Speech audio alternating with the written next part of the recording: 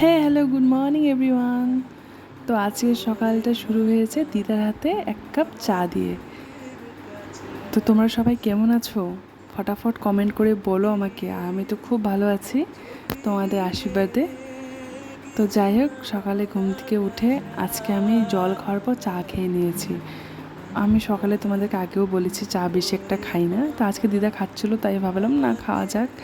তো চাটা খাওয়ার পর আমার গাছগুলোকে অল্প যত্ন করতে হবেই, জানোই গাছ যত্ন না করলে গাছ টিকবে না। তো অল্প জল দিয়ে নিলাম গাছগুলোতে। তারপর খাওয়া দাওয়া করে সমস্ত বাসন মেজে নিলাম, আর মাও খাওয়া দাওয়া করে অফিসে গিয়েছে, মারও বাসন ছিল। দিদাকে বললাম তুমি বসো, অল্প রেস্ট নাও, আমি বাসনগুলো মেজে নিই, তারপর রান্না করো। আর জানো একটা কথা, দিদা চলে যাবে রোববার। আমার যে মন এতটা খারাপ লাগছে, কি যে বলি তোমাদের। সারাটা দিন দিদার আমি ঘরে থাকতাম, মা তো সকাল 10টায় যায়, আস্তে আস্তে সন্ধ্যা 6টা বা 5:30 বা 5টা এমন বাজে। সারাটা দিন আমার একা থাকতে লাগে, আর দিদা এতদিন সুন্দর সময় কাটছিল দুজনে। হ্যাঁ, দিদার সাথে আমি ঝগড়া করতাম, যে সত্যি কথা।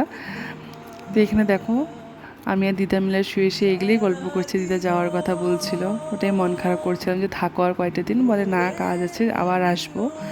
আর আমি এখানে বাইরে আসছি, আমাদের পেয়ারা গাছ আছে বাইরে।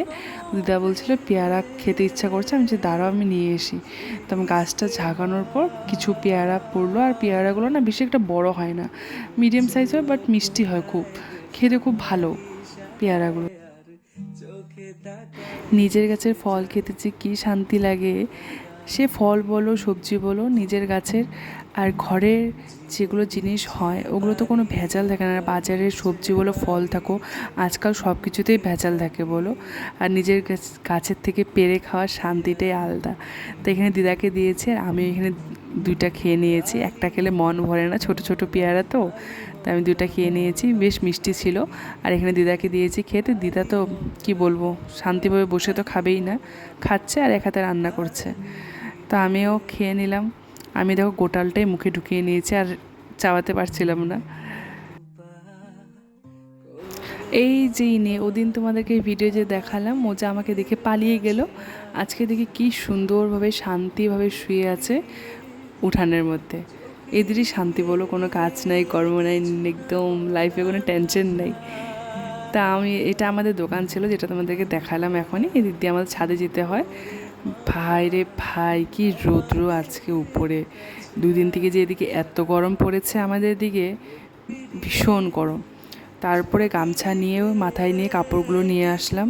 আর আমার অবস্থা দেখো কাপড় আনার পর, একদম মানে ঘেমে ঝোল হয়ে গেছি।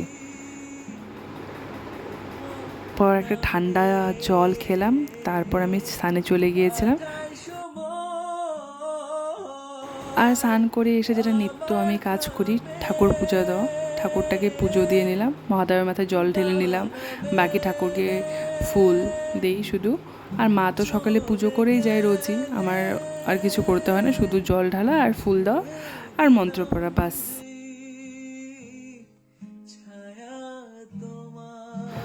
আর একটা জিনিস জানো, আমার পুজো কমপ্লিট না হতে দিদা আমাকে নিচ থেকে বলতে থাকে আয় খাওয়া বেড়ে রেখেছি। এই জিনিসটা তো মার সাথে আমার হয় না রোজ বলো, মা তো দুপুরে থাকেই না ঘরে, একা খেতে হয়। আর এখন দিদা আছে জন্য একসাথে 2জন মিলে ভাত খাই, এটাকে মিস করবো কয়েকদিন পর থেকে। তো যাই হোক, সন্ধ্যাবেলা আমি একটু বাজার গিয়েছিলাম দিদার সাথে, কিছু কাজ ছিল, তার জন্য রেডি হয়ে আমরা 2জন মিলে টুটু টুটুর করে চলে গেলাম বাজারে। আর একটা কথা জানো, আমি না বাড়ির থেকে সেমনভাবে বের হই না, তো আমার কেন জানি এখন বাজারে বেরোলে না কেমন জানি লাগতে থাকে, মানে আনকমফোর্টেবল টাইপ, মানে কতক্ষণে বাড়ি যাবো আর ভাল লাগছে না। আর সেদিন ভীষণ গরম ছিল একদম, কি আর বলি, আমি যে বাজারে গিয়েছি কেন, এতদিন যাইনি, আর এমন দিনে আমাকে যেতে হলো বাজারে। তাই দিদাকে বলছিলাম এতদিন বৃষ্টি ছিল, ওখানে যেতে পারতাম, আর এই গরমটার মধ্যে বাজারকে নিয়ে গেলে আমাকে। তো যেটা কাজ ছিল, দিদার কিছু কাজ ছিল, তো কাজগুলো কমপ্লিট করেছি। তারপর আর কি এই দোকানটায় এসে কখন থেকে বসে আছি, দোকানের মালিকই ছিল না দোকানে। তো অনেকক্ষণ থেকে ওয়েট করছিলাম, আর ভালো লাগছে না, দিদাও বলছে আর ভালো লাগছে না, অনেকক্ষণ হয়ে গেল। আর এখানে আমার দিদা আমাকে কি বলছিল জানো, আমার ক্যামেরাতে ভিডিও দেখাচ্ছে, বলে কি আমার মাথার চুলগুলো পেকে গিয়েছে, ওগুলো নিয়ে আমি হাসছিলাম। তো যাই হোক, দিদা যে কাজের জন্য এসেছিলো, তো ওটা কাজটা কমপ্লিট করে আবার দুজন মিলে বাড়িতে চলে গিয়েছিলাম। তো বাড়িতে এসে আর ওমন ভিডিও নিয়ে এতটা গরম লাগছিল, এসে আগে চা বানালাম, চা বানিয়ে সবাই মিলে খেলাম। আর আমার মাথাটা যে এতটা ব্যথা কেন করছিল, মানে কিছুই ভালো লাগছিল না। তাড়াতাড়ি খাওয়া দাওয়া করে নিলাম রাত্রে।